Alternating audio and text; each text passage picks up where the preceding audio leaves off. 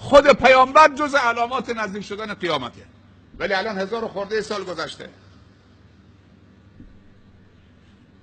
میگه اگر اون روزی که دجال مطرح میشه میاد بیرون و کل دنیا میره با همه مردم صحبت میکنه، 40 روز در دنیا میمونه، سرعتش مثل سرعت ابر که باد پشتشه، با همه مردم تماس میگیره، میگه من خدام، قدرت نمایی میکنه، به زمین میگه هرچی درخت داری بوته داری برویان، به آسمان میگه ببار میباره، آدم میکشه از وسط دو نصف میکنه، دوباره زنده میکنه. فتنه است، تو یک دستش بهشت و تو یک دستش جهنمه. ولی اون دروغگوست یک چشم بیشتر نداره، یک چشم دیگهش گوشته. مسیح دجال تو هر شهر و روستا و کشوری و ملکی میره، به جز در مکه و مدینه نمیتونه وارد بشه. در اون روز فرشتگان شمشیر به دست از مکه و مدینه حراست میکنن، اگر یک قدم نزدیک بشه تکه تکش میکنن، بر کوه بلندی خیمه میزنه در اطراف مدینه و هرچی منافقین در مدینه صدا میزنه بیای بیرون پیش من، طرفداران من بیاید پیش من. پیامبر صلی الله علیه و آله میفرمایند اگر من زنده بودم از امتم دفاع میکنم، اما اگر در زمانی غیر از زمان من ظهور کرد، این اوصافشه، فریبش نکنید.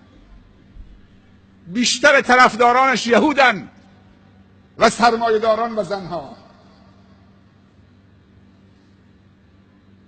در روایات وارد شده که از خراسان ایران یا از اصفهان خارج میشه. وقتی از اصفهان خارج میشه 70,000 یهود اصفهان همراهشن.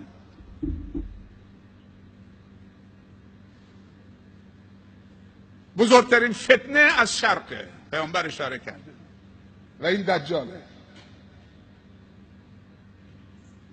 این اوصافشه. گفتم که در آخر الزمان 2 تا قدرت میمونه، شر محض و خیر محض. و دولت یهود در آخر الزمان قبل از مسلمان ها شکل میگیره. دولت یهود که اسرائیل نیست. و بعد مسلمان کشی میکنن و خداوند مسلمان ها رو بر یهود پیروز میکنه.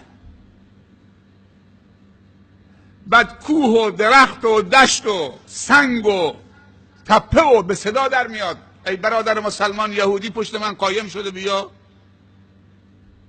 اونو دستگیر کن و به قتل برسان. دجال که ظهور پیدا میکنه، خداوند عیسی مسیح را میفرسته دوباره به دنیا، در حالی که 2 تا دستش بر 2 تا بال فرشتگانه، از آسمان میاد پایین، کنار منارة البیضاء شرقی دمشق. این دمشقی که الان پایتخت سوریه است.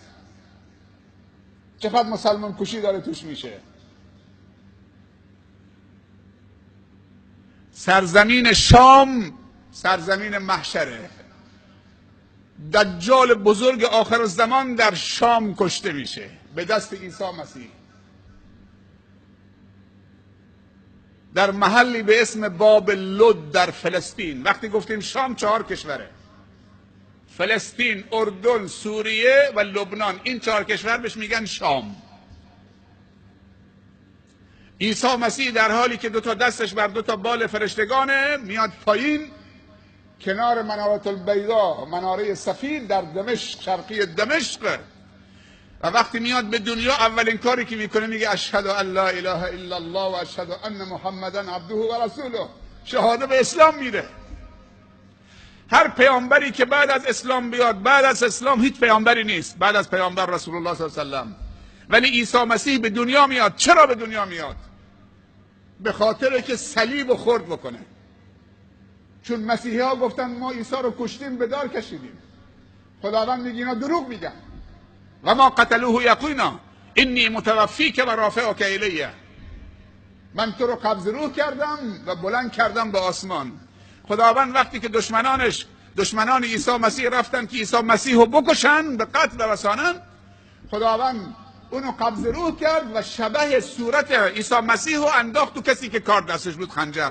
تو صورت یکی از اونایی که جز قاتلین بود. و وقتی مسیحی ها رسیدن که دیدن که چه؟ عیسی داخل، گفت من عیسی نیستم. گفتن نه، صورتت عیسی است دیگه. و خداوند عیسی را قبض روح کرد، پیغمبر اولوالعزم، برد به آسمان ها. پس تنها کسی که پیغمبری که بعد از پیامبر صلی الله علیه و سلم به زمین میاد عیسی مسیحه. یک بار دیگه خداوند بهش اجازه میده بیاد روی زمین و اولین کاری که میکنه میگه اشهد ان لا اله الا الله و اشهد ان محمد رسول الله، شهاده به اسلام میده. دومین کار در ملأ عام صلیب و خرد میکنه.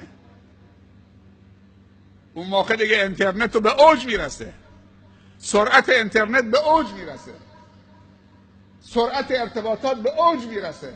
حالا تو تصور بکن شاید چند هزار سال دیگه، چند میلیون سال دیگه چی میشه؟ سرعت دجال الان تعجب میکنید. یک زمانی با قافله از مکه تا بیت المقدس شاید 40 روز بوده با قافله شتر، ولی الان با 2 ساعت میرن با پرواز. یه روزی میرسه که شاید با نیم ساعت برن. یکی از علامات نزدیک شدن قیامت سرعت زمانه. زمان سرعت پیدا میکنه، خیلی سرعت پیدا میکنه. چطوری دجال با همه مردم صحبت میکنه؟ فضای مجازی. الان این پخش زنده است، تو کل دنیا الان دارن میشنون. تکنولوژی و فناوری به کجا رسیده؟ این تکنولوژی و فناوری در اختیار دجال هم قرار میگیره. اون زمان دیگه خیلی خودشو عرضه میکنه. پس سرزمین شام سرزمین محشره، خدا داره آماده میکنه. ناراحت نباشید، کودکان سوریایی قتل عام میشن، کودکان عراقی قتل عام میشن، مسلمانان عراق و سوریه و فلسطین دارن قتل عام میشن. این مقدمشه. خدا میخواد اونها رو خالص بکنه. خدا صبر عجیبی بهشون داده. بهترین و قویترین و